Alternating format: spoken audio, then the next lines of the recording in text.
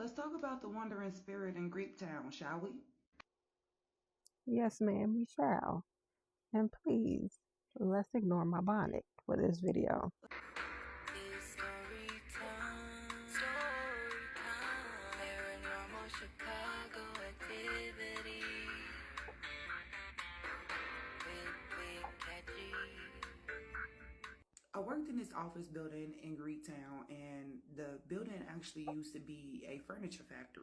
Every day at my lunch break, I would always see this old man. He would walk up and down the street, but he would never go anywhere. Like literally from corner to corner, just back and forth. And he always out there at the same time, 3 p.m. to 4 p.m.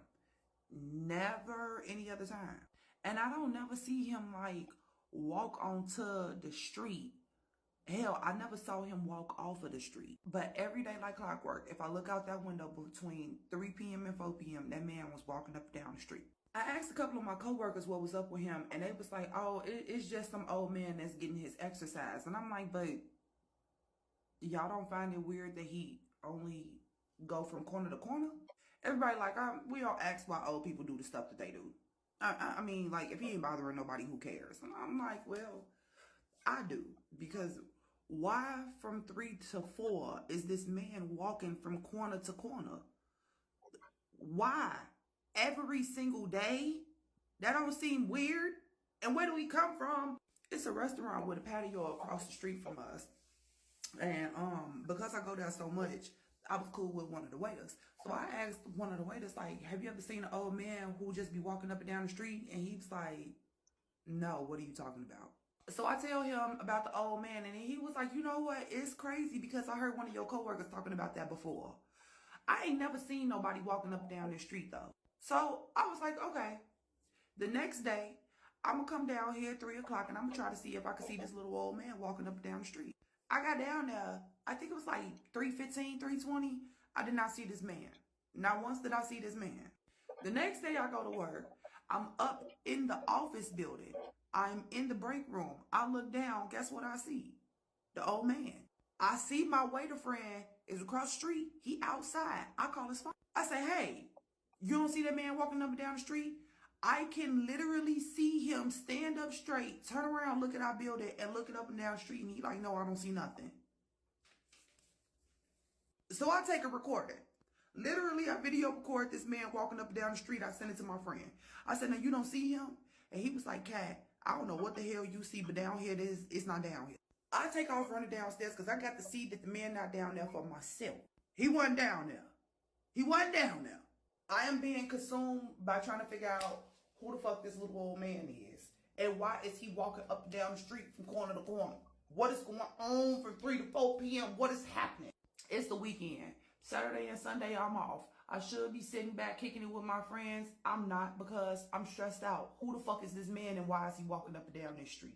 I done went through a whole quarter because I am chain smoking, trying to figure out who the fuck this man is. I call all my little coworkers. I'm contacting them and I'm like, y'all got to know something about this man. Anybody? Don't nobody know nothing about him except for this one lady. This one lady, she say, yeah, actually, I do know somebody who know about it. Of course the Latinos knew. Of course it was the Latinos who knew. She sent me to this man named Hector. He the maintenance man. So here come Monday. I'm coming to work and I'm coming to look for Hector. Where's he at? Somebody got to tell me something. And of course it's Monday. I find him where he always is when I come into work. Every single Monday, this man is fighting with this light that's behind his clock face. Let me paint this picture for you. It is a 20-foot ladder posted up against the wall. You look up and all you see is legs and ass because half of a pretty healthy size Mexican man is in the face of a clock trying his best to screw in a light bulb and cursing up a storm. I don't think I ever heard so many Santa Marias. I don't know that much Spanish, but I know, goddammit, bitch, get in the hole when I hear it. Now, the clock is like recessed into the wall. It's fucking huge, right? And because I'm a little shit and I know the whole wall is metal, I knock on the wall and I know it's going to ring up to his ears. Every single time I scare the shit out this man. It's my guilty pleasure. I know. And then Hector, he always know that it's me. So the first thing that he scream is, "I smells gata." For those of you who don't know, gata is Spanish for cat. And so here come Hector wiggling his little booty down this dang on ladder. And he look up at me, and I literally mean look up at me because Hector is only like 5'4". He be trying to be mad at me, and then I smile at him, and he be like, "Oi, give me a hug, give me a hug." He's like, "What bring you down here today? What's going on?" I said, "I got a question for you." He said, "Of course you do. Your mind is always wondering what's." I say, "Do you know about the man who walk up and down the street between 3 and 4 p.m.? Hector face go blank. He said, see, why do you want to know?" I said, "Oh, do I want to know? What, you okay?" He says, Miss Katt, no, it's not okay. It's not okay. I said, "Oh, tell me. I gotta know. I'm sorry. Now I really gotta know what happened." Apparently, when the building was functioning as a furniture company, this little old man was one of the employees. He was one of the most loyal employees and also one of the first employees that they fired for absolutely no reason. Y'all know how the company budget restructure comes around and some people are isolated out.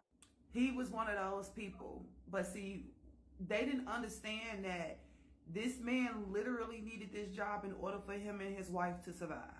Now, they decided to sit up here and say, "Well, you They know don't what? care. We're going to give you a severance pay, but it's going to be in a couple of different installments." By the time they got down to the last 3 installments, they wasn't trying to get this man his money. So every day between 3 and 4 p.m., before the payroll department left the building for the day, he would be marching from corner to corner in front of the building in protest of him not getting his money. Well, unfortunately, this little old man caught pneumonia.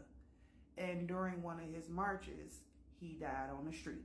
Now, here's the crazy part. In front of the building, there are a couple of flower beds, but nothing ever grows in these flower beds, except for one flower bed. It's one flower bed that shoots up. First, in the spring, it shoots up tulips, and then after that, all different types of flowers will pop up in this one flower. Don't nobody water the flower bed. It don't have an automatic sprinkler on it, and out of the 7 flower beds that's out there, it's literally the only one with flowers in it.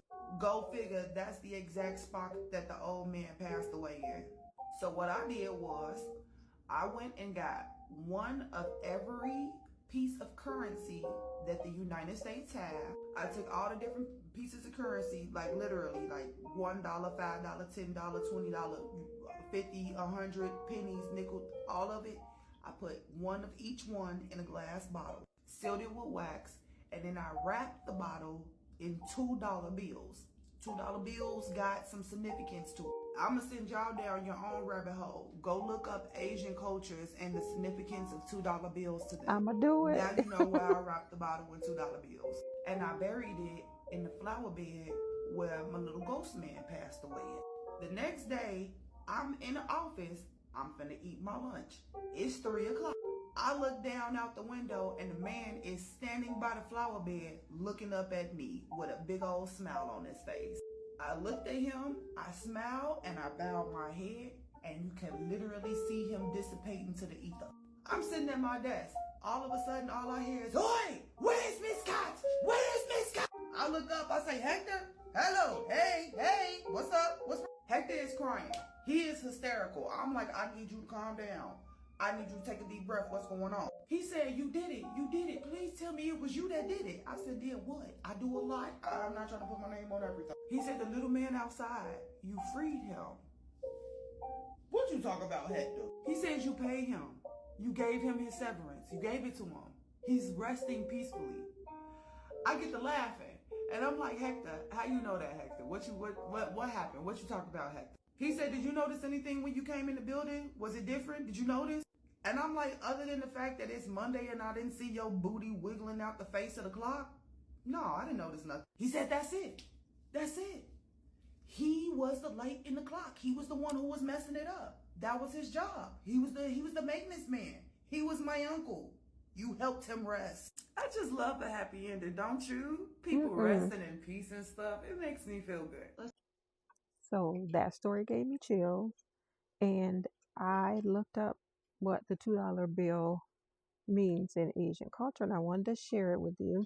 This is from a Google AI overview, and it's on my phone, so I'm going to be looking down.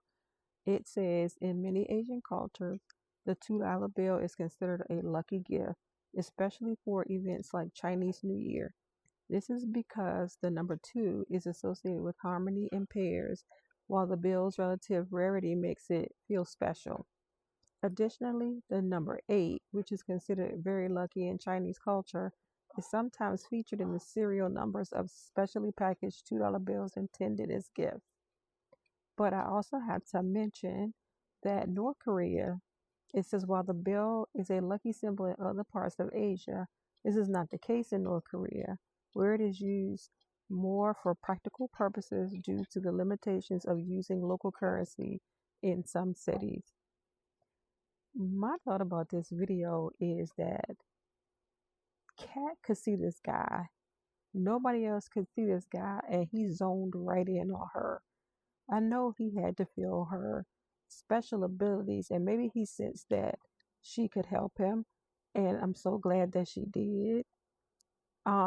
It's so funny that Hector knew immediately, and that it was his uncle. It was like such a coincidence, but I don't believe in coincidences.